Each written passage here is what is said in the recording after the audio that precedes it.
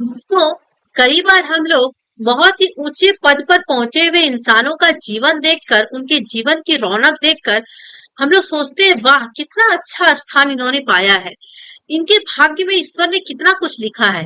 लेकिन ईश्वर की महिमा तो वहां होती है, उनका आशीर्वाद तो जरूर होता है, लेकिन साथ ही साथ उस इंसान की बहुत कड़ी मेहनत होती है, तभी वो उतनी बड़ी सफलता के मुकाम तक पहुंच पाता है। यदि हम लोगों को किसी इंसान के जीवन यापन को देखकर, उनकी जीवन शैली को देखकर और उन्होंने अपने जीवन में जो सफलता पाई है उसे देखकर हमें खुशी मिले, उन्हें लगे कि हमें भी उनके जैसा बनना चाहिए, तो जरूर एक बार उनसे मिलकर उनके जीवन की कठिनाइयों के बारे में जानिए कि उन्होंने कठिन समय में कैसे संघर्ष किया है, उस सफलता तक पहुंचने के लिए कितना उन्होंने संघर्ष किया है। यदि आप वो सब कुछ जानेंगे और आप भी कसम खाएंगे कि हम भी इसी तरह से संघर्ष करके, मेहनत करके उस मुकाम तक जरूर पहुंचेंगे, तो आपको ये विश्वास के साथ मैं कहती हूँ कि आप भी उस सफलता के रास्ते पर पहुंचेंगे और उस मंजिल को जरूर पाएंगे। आज हम लोग एक महान नर्तक, एक महान कलाकार जिनका नाम है बिरजू महाराज, इनके बारे में ही पढ़ेंगे। बिरजू महाराज कथक नृत्य के जाने माने हस्ती हैं, बहुत ही महान कलाकार। इनके जीवन शैली को देखकर हर कोई इनसे प्रेरित होकर चाहता है कि हम भी इनके जैसा बने। लेकिन एक साक्षात्कार हुआ है जो कि कुछ बच्चों के द्वारा लिया गया है। साक्षात्कार का क्या अर्थ होता है?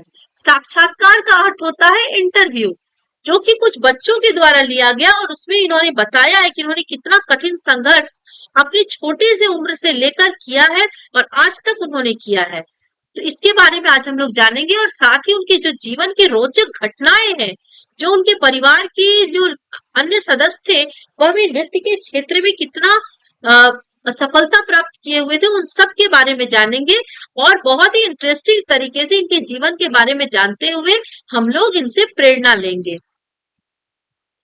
दोस्तों, कथक की जब भी बात होती है तो हमारे मस्तिष्क में एक नाम अवश्य आता है। किनका? बिरजू महाराज का, जो कि कथक नृत्य के जाने माने हस्ती हैं। कथक की कला उन्हें विरासत में मिली थी। विरासत में मिली थी का अर्थ होता है उनके परिवार में बहुत सारे लोग थे जो कि इस नृत्य से जुड़े हुए थे और अपने परिवार के अंदर से ही उनके अंदर यह गुण जन्म के साथ आया। इसे विरासत में मिलना कहते हैं। भारत में ही नहीं बल्कि विदेशों में भी बिरजू महाराज का स्मरण उनके मनमोहक प्रस्तुतियों के लिए किया जाता है। स्मरण का अर्थ होता है याद। भारत में नहीं, बिरजू महाराज को विदेशों में भी याद किया जाता है उनकी मनमोहक प्रस्तुति के लिए। बिरजू महाराज का जो जीवन है वह शास्त्रीय संगीतों के रागों के समान ही उतार चढ़ाव से भरा है।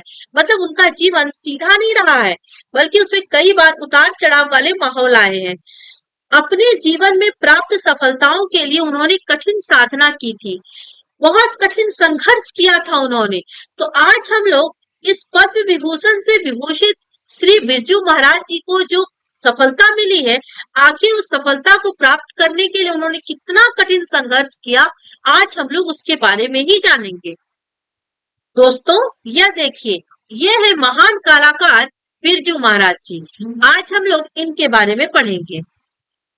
दोस्तों, कुछ बच्चों ने बिरजू महाराज जी का इंटरव्यू लिया है, साक्षात्कार लिया है।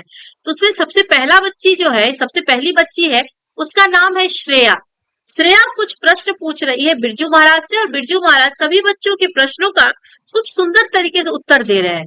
श्रेया कहती है, सुना है आपका बचपन संघर्षों से भरा हुआ था, अपने बचपन के बारे में कुछ बताइए। तो बिरजू महाराज जी कहते हैं, एक जमाना था जब हम लोग छोटे नवाब कहलाते थे। हवेली के दरवाजे पर 8-8 सिपाहियों का पहरा होता था। मतलब बड़े नवाब थे इनके परिवार।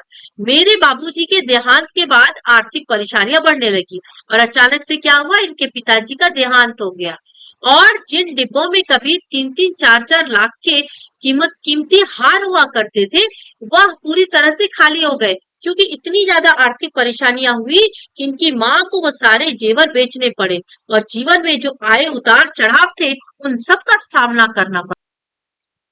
बिरजू महाराज जी कहते हैं कि सब समय का चक्र है। संघर्षों के दौर में मेरी सबसे बड़ी जो सहयोगी थी वह मेरी माँ थी। कभी कर्ज लेते थे तो कभी पुरानी जड़ी की जो साड़ियां थी उनकी उनको वो जलाकर उसे सोने चांदी के तार को वो निकालती थी और उसे बेचती थी और उससे वो गुजारा करती थी। नृत्य के कार्यक्रमों से भी कभी कभी पैसा आ जाता था। दिन में खाना खाते थे और रात को कई बार खाना नहीं खाते थे, क्योंकि खाना उनको मिल ही नहीं पाता था, इतनी गरीबी आ गई थी। लेकिन अम्मा बार बार यही कहा करती थी कि खाना भले ही ना मिले, चने मिल जाए या कुछ भी ना मिले, लेकिन अभ्यास जरूर करो, क्योंकि विद्या से बड़ा धन कुछ भी नहीं है। यदि तुमने ज्ञान प्राप्त कर लिया तो वह तुम्हें जीवन में बहुत काम देगा। अब दूसरी बच्ची आई और उसका नाम है तनुश्री। उसने प्रश्न पूछा कि आपने कथक किससे सीखा? तब बिरजू महाराज जवाब देते हैं कि मेरे जो गुरु थे वह मेरे पिता अच्छन महाराज। बिरजू महाराज के पिता का नाम क्या है? अच्छन महाराज। और उनके चाचा शंभू महाराज, लच्छू महाराज। दो चाचा है, क्या नाम है? शंभू महाराज और लच्छू महाराज। और पिता का नाम क्या है? अच्छन महाराज। घर में चूंकि कथक का माहौल था, अतः औपचारिक प्रशिक्षण होने से पहले मैं घर में ही देख देख कर कथक सीख गया था और नवाब के दरबार में नाचने भी लगा था। कथक की तालीम शुरू करते समय गुरु शिष्यों को गंडा बांधते हैं, एक ताबीज। ये एक परंपरा है कि जब कथक की नृत्य की जो विद्या शुरू होती है तो उससे पहले गुरु अपने शिष्यों के पैर में ताबीज बांधते हैं और शिष्य गुरु को भेंट देता है।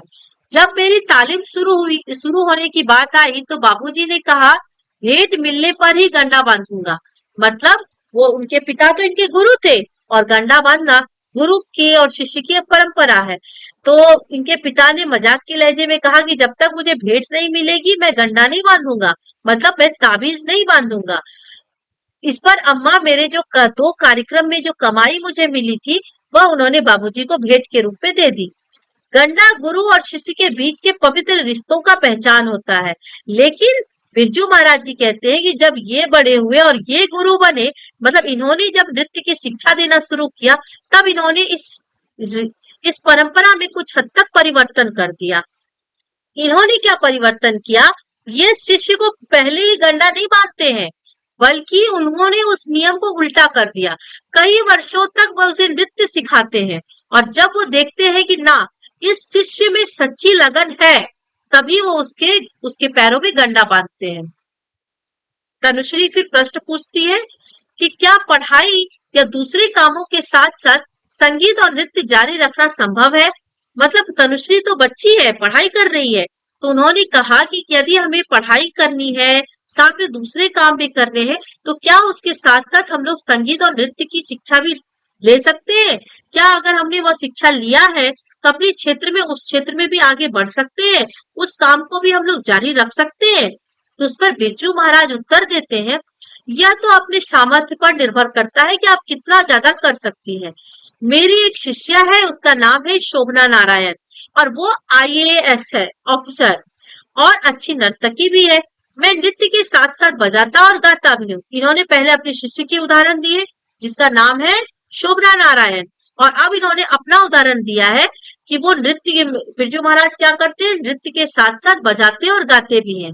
इसके अतिरिक्त नृत्य नाटिकाएं और उनके लिए संगीत भी तैयार करता हूँ। मैंने जब नौकरी शुरू की तो मेरे चाचा ने कहा तुम नौकरी में बढ़ जाओगे, तुम्हारे अंदर का जो नर्तक है पूरी तरह से पनप नहीं पाएगा। पर मैंने दृढ़ निश्चय किया था कि महाराज बनना है तो उसके लिए मेहनत भी करनी पड़ेगी। अब एक और बच्चा है, उसका नाम है मनिक। मनिक ने प्रश्न पूछा कि कथक की शुरुआत कब हुई थी? तो बिरजू महाराज उसका उत्तर देते हैं कि यह जो कथक की परंपरा है वह बहुत पुरानी है। महाभारत के आदि पर, दोस्तों महाभारत जो ग्रंथ लिखी गई है उसकी जो प्रस्तावना है उसका नाम है आदि पर, और रामायण में भी इसकी चर्चा मिलती है। इसके पहले कथक रोचक और अनौपचारिक रूप से कथा कहने का ढंग होता था। मतलब यदि किसी को अपनी कोई कहानी को रोचक शैली में या अनौपचारिक रूप से, जैसे कहानी की शैली होती है बैठाकर कहानी सुना रहे हैं, उस तरीके से नहीं सुनाकर कोई अलग ढंग से सुनाना होता था, तो उस सब के लिए क्या किया जाता था, कथक का सहारा लिया जाता, नृत्य कर करके कहानी दिखाई जाती थी। तब यह मंदिरों तक ही सीमित था। हमारे लखनऊ घराने के लोग मूलतः बनारस और इलाहाबाद के बीच हरिया गांव के रहने वाले थे और वहां 979 कथिकों का घर हुआ करता था। मतलब कथक के जो मूल गढ़ है वो लखनऊ घराने हुए, बनारस घराने हुए, इन यहाँ पर आपको कथक नर्तक लोग बहुत देखने को मिलेंगे। कथिकों का एक तालाब भी अभी भी है। गांव में एक बैरगिया नाला है जिसके साथ ये कहानी जुड़ी हुई है कि एक बार 9 कथिक नाले के पास से गुजर रहे थे और 3 डाकू वहां आ पहुंचे। कुछ कथिक तो डर गए, किंतु उन कथिकों की कला में इतना दम था कि डाकू सब कुछ भूलकर उन कथिकों के कथक में मग्न हो गए। मतलब ये जो 9 कथिके यहाँ से जा रहे थे, वो लोग नृत्य करते करते जा रहे थे और उसी समय वहां पर 3 डाकू पहुंच गए। ये 3 डाकू आप देख रहे हैं।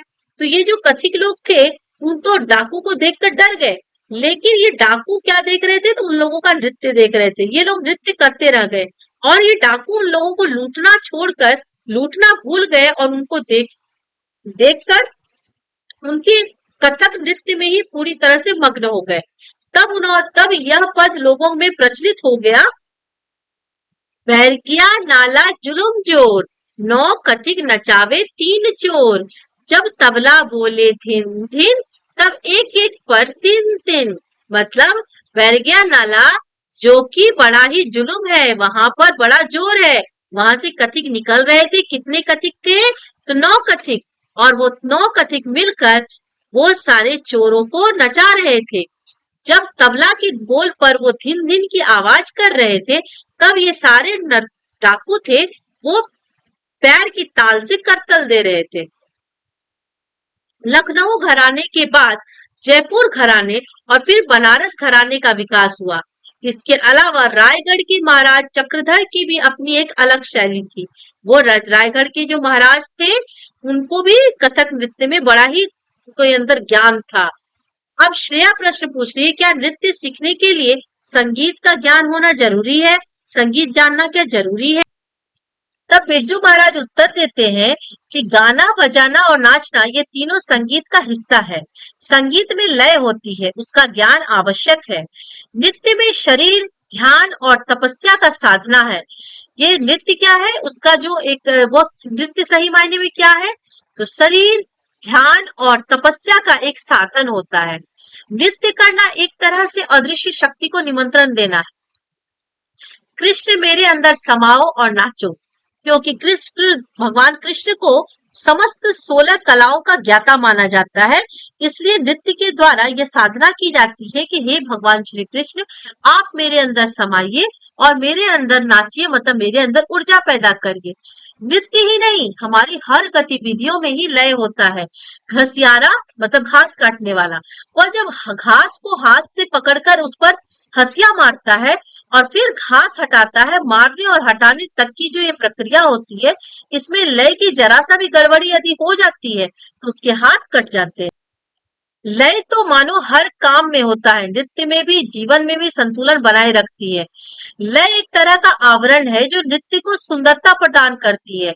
अगर नर्तक को सुर ताल की समझ है, वह जान पाएगा कि यह लहरा ठीक नहीं है, जिसके माध्यम से नृत्य के अंगों में वो प्रवेश नहीं कर पाएगा। तब तनुश्री प्रश्न पूछती है कि आपने कथक में कई नई चीजों को भी जोड़ा है ना? मतलब बिरजू महाराज नृत्य के क्षेत्र में बड़े आविष्कारक के रूप में प्रसिद्ध हुए हैं। उन्होंने नृत्य में नई नई चीजों को जोड़ा है, तो क्या क्या जोड़ा है इसके बारे में प्रश्न बच्चों के द्वारा किया गया। बिरजू महाराज जी कहते हैं, कथक की जो परंपरा है, पुरानी परंपरा को तो कायम रखा है। बिरजू महाराज जी कहते हैं, मैंने नई चीजों को जरूर जोड़ा है, लेकिन उसमें जो पुरानी परंपरा है वह मैंने कायम रखा है। हाँ, उसके प्रस्तुतिकरण में मैंने बदलाव किए हैं।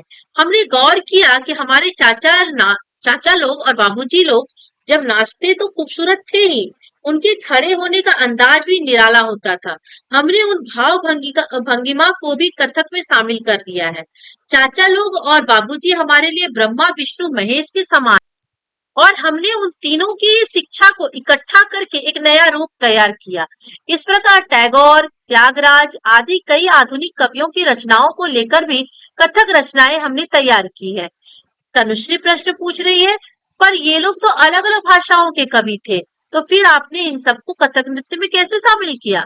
तो बिरजू महाराज जी उत्तर देते हैं, भाषाएं अलग अलग होती है पर इंसान तो सब जगह एक से ही होते हैं। फ्रांस में एक दर्शक ने मुझसे कहा कि मैं नहीं जानता कि यशोदा कौन है। तो मैंने उन्हें बताया कि इस धरती पर सब माएं यशोदा है और सभी नन्हे बच्चे कृष्ण है। बच्चे की जिद, उनका रोना, उठना, बैठना सब जगह एक सा होता है। धीरे धीरे हमें अलग अलग भाषा, संस्कार और तौर तरीके मिलते हैं।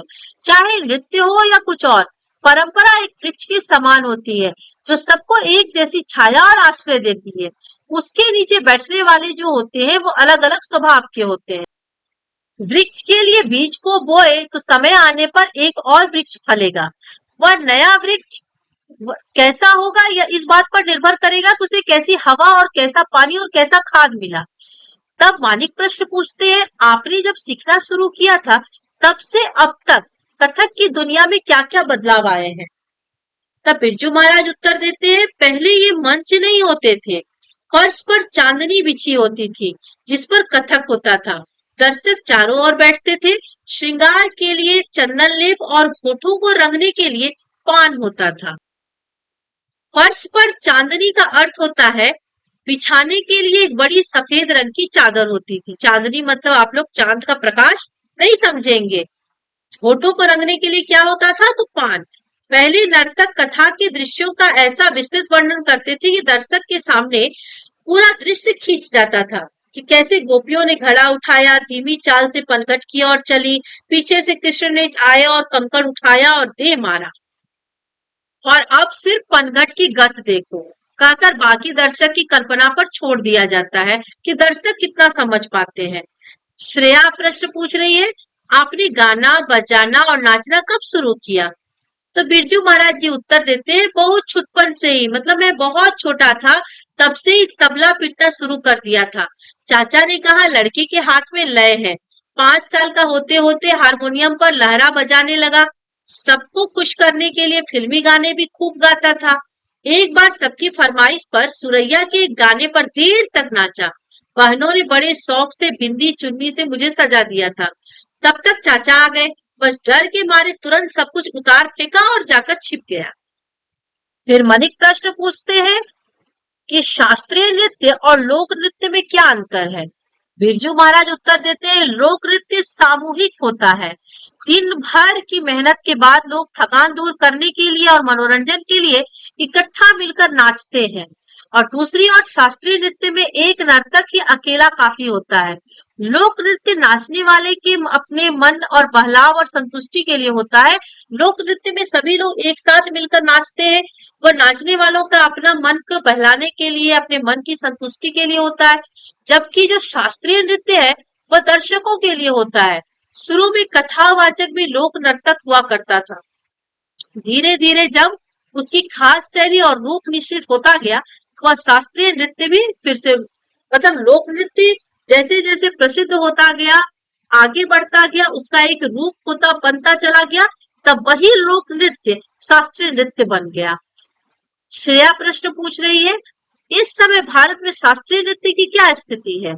बिरजू महाराज जी उत्तर देते हैं, कुछ वर्ष पहले तक स्थिति दयनीय थी। अब इसकी लोकप्रियता बढ़ गई है, पर शोर वाले संगीत नृत्य का भी खूब प्रचलन है। मैं सबसे यही कहता हूँ कि वह संगीत सुनो देखो, लेकिन अपनी परंपरा को गहराई से समझो और उसे अनुभव करो। अपनी परंपरा को कभी भी किसी इंसान को नहीं छोड़ना चाहिए। फिर तनुश्री प्रश्न कर रही है, कर्नाटक और हिंदुस्तानी शैली के संगीत की तरह क्या दक्षिण और उत्तर के नृत्य में भी अंतर है? कर्नाटक और हिंदुस्तानी शैली के जो नृत्य संगीत होते हैं उसमें बड़ा अंतर होता है, तो क्या दक्षिण और उत्तर के नृत्य में भी बहुत अंतर होता है? बहुत ज्यादा इन सब के डिफरेंस देखे जाते हैं? तो बिरजू महाराज जी कहते हैं, कथक, भरतनाट्यम, कुचिपुड़ी, कथकली, मोहिनीअट्टम, ओडिसी, मणिपुरी ये शास्त्रीय नृत्य की प्रमुख शैलियां हैं। संगीत और गाने के ढंग का अंतर तो है ही, इसके अतिरिक्त भी हर नृत्य की अपनी लय, भाव भंगिमा कथक की भाव भंगिमा के दैनिक जीवन से ली गई है। और भरतनाट्यम में जो मूर्ति कला से, भरतनाट्यम में मूर्ति कला से, मतलब कथक की जो भाव भंगिमा है वह जो कथक और भरतनाट्यम के बीच के अंतर को बताया गया। कथक की जो भाव भंगिमा होती है वो दैनिक जीवन से ली जाती है और भरतनाट्यम में जो भाव भंगिमा होती है वह मूर्ति कला से ली जाती है। भरतनाट्यम में दोनों भाव का इकट्ठा प्रयोग होता है और कथक में बारी बारी से। ओडिसी और मणिपुरी में कोमलता है, कथकली में ओज है, कथक में दोनों है। कितना बड़ा अंतर है। ओडिसी और मणिपुरी में कोमलता होती है और कथकली में ओज होती है और कथक में कोमलता और ओज दोनों पाए जाते हैं। कथक में गर्दन को हल्के से हिलाया जाता है, चिराग की लौ के समान। दिया की जो लौ जलते हैं देखिए एकदम धीरे धीरे हिलता है, तो ठीक उसी प्रकार कथक में जो गर्दन को हिलाए जाते हैं एकदम धीरे धीरे हिलाए जाते हैं। इसी प्रकार उंगलियां भी बहुत धीरे से हिलाई जाती है, जैसे घूंघट पकड़ने में या घूंघट उठाने में जैसे धीरे धीरे उंगलियां उठाई जाती है, ठीक उसी प्रकार उंगलियां जरा जोर से हिली नहीं कि चाचा जी तुरंत टोकते थे, घूंघट उठा रहे हो या तंबूरे का पूरे के पूरे पंडाल को। मनिक फिर प्रश्न पूछते हैं कि बिरजू महाराज जी आप खाली समय में क्या करते हैं? तो बिरजू महाराज जी उत्तर देते हैं, खाली तो मैं होता ही नहीं हूँ, नींद में भी मेरे हाथ चलते रहते हैं, मशीनों में मेरा खूब मन लगता है। अगर मैं नर्तक ना होता तो मैं शायद इंजीनियर बनता। कोई भी मशीन या यंत्र मुझे खोलकर उसके कल पुर्जे देखने की बड़ी जिज्ञासा होती है। तुम्हें ये जानकर हैरानी होगी कि मैं अपने ब्रीफकेस में हरदम पेचकस और दूसरे छोटे मोटे औजार रखता हूँ। कभी अपना पंखा फ्रिज ठीक किया तो कभी और मशीनें। बेटी दामाद मेरे जो है वो चित्रकार है और उन्हें देख देख कर मैंने पेंटिंग बनाना भी सीख लिया है, क्योंकि मेरे अंदर इस चीज का भी शौक है। तो मैं क्या करता हूँ, प्राय रात को 12 बजे रात में मैं चित्र बनाने बैठ जाता हूँ और जब नींद से मेरी आंखें पूरी तरह से बंद होने लगती है तब ब्रश एक तरफ रख देता हूँ और सो जाता हूँ। पिछले 2 वर्षों में लगभग मैंने 70 चित्र बनाए हैं। श्रेया कहती है, अगर कोई बच्चा गाना बजाना और नृत्य सीखना चाहे पर घर के लोग यदि ऐसा ना चाहते हो तो उन लोगों के प्रति आपका क्या संदेश है? तो ऐसा क्या करना चाहिए कि वह उन्हें सीखने दें? तब बिरजू महाराज जी कहते हैं कि आजकल के जो माँ बाप है उनसे मेरी विनती है कि यदि बच्चे की रुचि है तो उसे लय के साथ खेलने दें। जैसे अन्य खेल है वैसे ही यह भी एक खेल है जिससे बहुत कुछ सीखने को मिलता है। इस खेल की दुनिया में संतुलन, समय का अंदाजा और सदुपयोग बच्चे के बौद्धिक विकास के लिए बहुत ही महत्वपूर्ण है। फिर तनुश्री बहुत ही महत्वपूर्ण प्रश्न पूछती है कि क्या आपके परिवार में लड़कियों ने कथक नहीं सीखा? तो बिरजू महाराज जी कहते हैं, मेरी बहनों को कथक नहीं सिखाया गया पर मैंने अपनी बेटियों को खूब सिखाया। लड़कियों के पास शिक्षा या कोई ना कोई हुनर अवश्य होना चाहिए ताकि वे आत्मनिर्भर हो सके। हुनर ऐसा खजाना है जिसे कोई नहीं छीन सकता और वक्त पड़ने पर काम आता है। बच्चों तुम लोग संगीत सीखते हो, यदि नहीं सीखे हो तो जरूर सीखो। मन की शांति के लिए यह बहुत जरूरी है। लय हमें अनुशासन सिखाती है, संतुलन सिखाती है और नाचने गाने और बजाने वाले एक दूसरे के साथ तालमेल बैठाकर एक नई रचना करते हैं। सुर और लय में हमें एक दूसरे का सहयोगी बनकर अपने लक्ष्य की ओर बढ़ने की प्रेरणा मिलती है। इसलिए हम सबको यह संगीत, यह नृत्य जरूर सीखना चाहिए ताकि हमें प्रेरणा मिले और हमारे अंदर ये हुनर आए और हम आत्मनिर्भर से भरा हुआ जीवन जी सके। तो प्यारे बच्चों, बिरजू महाराज जो एक महान नर्तक है, कथक नृत्य के एक महान नर्तक, उनका ये साक्षात्कार से संबंधित चैप्टर था जिसमें बच्चों ने उनका साक्षात्कार किया और बहुत ही महत्वपूर्ण प्रश्न बच्चों ने पूछे और बहुत ही सुंदर ढंग से बिरजू महाराज ने सभी बच्चों के एक एक प्रश्न का उत्तर दिया। साथ ही हमें यह भी बताया कि यदि हम कोई काम करना चाहे तो उसके लिए परिश्रम करने का जो ज्ञान होना चाहिए, जो हुनर होना चाहिए, वो हम सबके अंदर होना चाहिए। और लड़कियों की शिक्षा, उनके ज्ञान और कला कौशल के प्रति भी उन्होंने बड़ी वकालत की है कि लड़कियों को ज्ञान जरूर मिलना चाहिए, उसके अंदर हुनर का होना बहुत जरूरी है।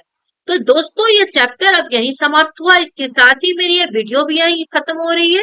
आप लोगों ने मेरी वीडियो लास्ट तक देखा, इसके लिए बहुत बहुत धन्यवाद। यदि आप लोगों को मेरा ये वीडियो अच्छा लगा तो जरूर आप लोग मेरे इस चैनल को सब्सक्राइब करें, मेरी वीडियो को लाइक करें और फीडबैक के रूप में कमेंट भी दें। दोस्तों, बिरजू महाराज से हम सबको सीख लेनी चाहिए कि जितना हो सके अधिक से अधिक परिश्रम करना चाहिए ताकि हम लोग अपने लक्ष्य को आसानी से पा सकें। तो चलिए दोस्तों, अब हम लोग मिलते हैं अगले चैप्टर में अगली वीडियो के साथ। अब मैं आप सबसे विदा मांगती हूँ। बाय बाय, बहुत बहुत धन्यवाद।